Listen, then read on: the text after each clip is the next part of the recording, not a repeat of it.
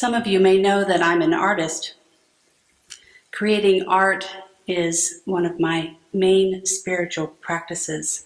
It grounds me. Often when words escape me, I turn to creating art instead. I do things in many formats and mediums. I paint in acrylic and watercolor. I do collage work with paper and found objects, and recently I took up a new art form. It's called Encaustic Art. It's a practice of applying beeswax and the tint of oil paint onto a palette of wood. And then, after you've put it on and it cools and hardens, you melt it with a blowtorch, and the magic of the melting wax comes into being. It is such fun. However, a special form of art that is dear to my heart is what many would call craft. I revel in the skill and creativeness that takes an object with a specific use, a utilitarian object that is made for producing work, and joyfully embellishing it. Examples of my craft are pottery and cross-stitch, knitting, jewelry making, and bookbinding. The overlap of the artist and the skilled craftsman is a place of wonder for me. I hold deep respect for the learning and the practice it takes to create craft. I may not be good at all I put my hands on, but I treasure the process. I learn from what my teachers share with me, those honed skills and details that have been passed on through the generations. I can still remember sitting next to my grandmother as she taught me to crochet.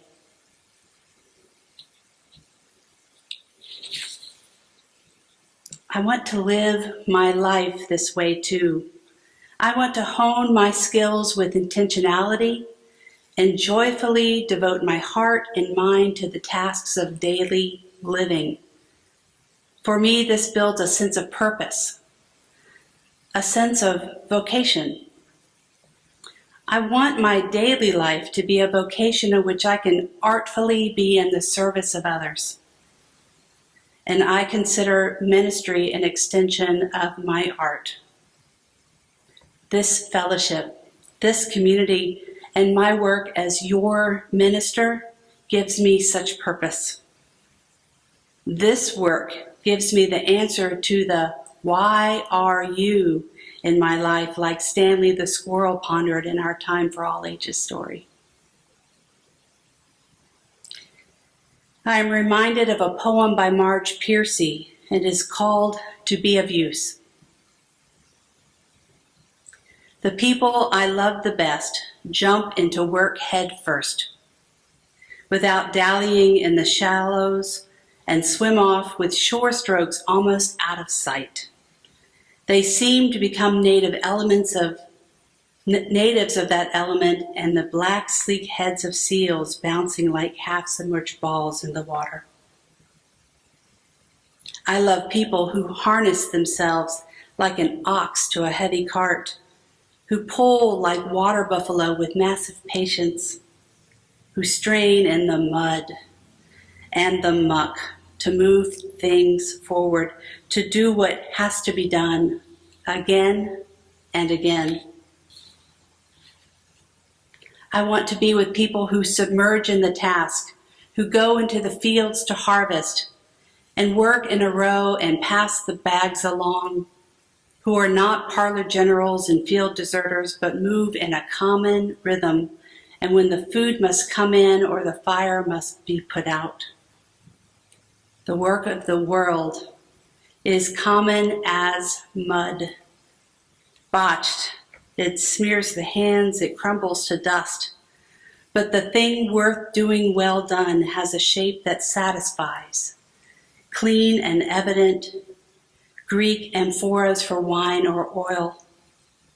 Hopi vases that hold corn are put in museums, but you know they were made to be used.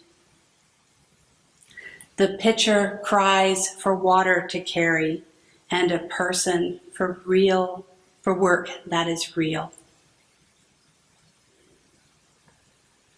The pitcher cries for water to carry and a person for work that is real. I certainly do not reach my goal of joy and artistry on a daily basis in all that I do, I promise. But I try to smile my way through each day. I try to find meaningful work in the real and in the everyday. And sometimes all I really accomplish on my days off are maybe tackling the sink full of dishes and picking up my child from school. On a great day, I make the calls to those who need them, do my part in the shared to-do list, and maybe even start to craft a sermon for the following week on time. Have you ever heard this story from Kurt Vonnegut about winning? I recently came across it and I want to share it with you.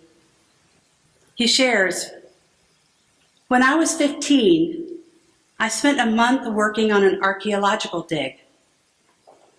I was talking to one of the archaeologists one day during our lunch break, and he asked those getting to know you questions that you ask young people. Do you play sports? What's your favorite subject in school? And I told him, no, I don't play any sports. I do theater. I'm in a choir. I play the violin and piano, and I used to take art classes. And he went, wow, that's amazing. And I said, oh no, I'm not good at any of them. And he said something then that I will never forget, and which absolutely blew my mind, because no one had ever said anything like this to me before. I don't think being good at things is the point of doing them, he said. I think you've got all these wonderful experiences with different skills, and that teaches you the things and makes you an interesting person, no matter how well you do them. Vonnegut said, that honestly changed my life, because I went from a failure, someone who hadn't been talented enough at anything to excel, to someone who did things because I enjoyed them. I had been raised in such an achievement-oriented environment, so inundated with the myth of talent, that I thought it was only worth doing if I could win at them. There ends the story. I imagine we've all had moments of feeling that type of pressure, that you have to win or go home. And what about the times when what we have to give needs to be just simply enough? I've had so many jobs over the years that didn't offer me vocational meaning on a daily basis like ministry does. It has taken decades to get here.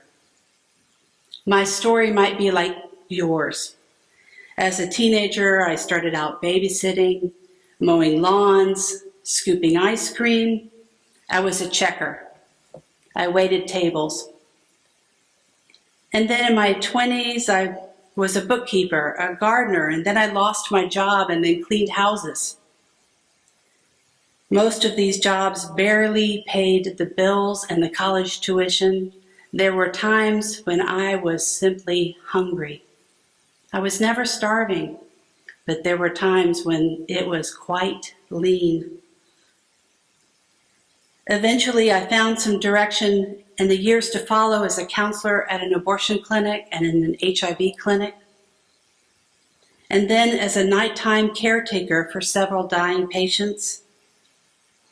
And then I became a professional caterer. In my 30s and 40s, I moved into nonprofit management and grant writing.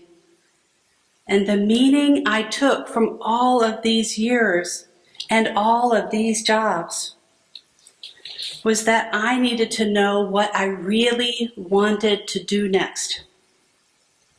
I knew deep down inside I wanted to be a minister. I had known that since I was 19. I knew that, and I needed to get over the fear of reaching for it because I might fail. I made the leaps towards ministry in fits and starts over the years, but I got there circuitously and eventually. And here we are. This is my story.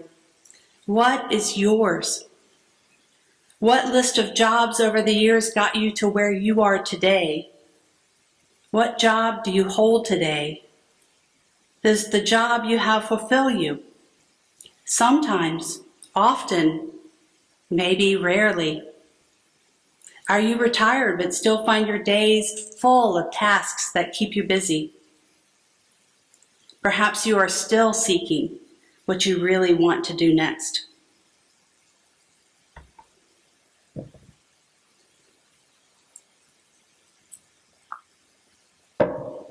I imagine collectively the jobs that we have all done, if we were to get together in one room, would tell 1,000 tales and maybe take us all over the globe at different ages and stages of our lives. Some jobs might have brought us meaning, but I bet many didn't. And I bet, like me, some of your jobs barely paid the bills too. Maybe the reality is that for some of us, this still might be true. Maybe you are underemployed or even unemployed. And if so, reach out to me as your minister. I want to know how I can help. Tomorrow is Labor Day, a day when this country honors and the changes made legislatively to acknowledge the needs to protect the labor force. These changes include the creation of the Social Security Act, the ensuring of a minimum wage, a 40-hour work week, a 2-day weekend, overtime laws, child labor laws, and social welfare. Today, our work, the things that fill our days, ride the coattails of these efforts and the hardships of others' labors and lives sacrificed in the years past. And we give thanks to all that has been accomplished. And we know there is still more to be done. Many still seek an honest wage. Many still seek work itself. With this in mind, may this Labor Day help each of us find meaningful work each day in our roles as employees, teachers, volunteers, caregivers, and retirees. May we have an awareness that our everyday tasks are real work.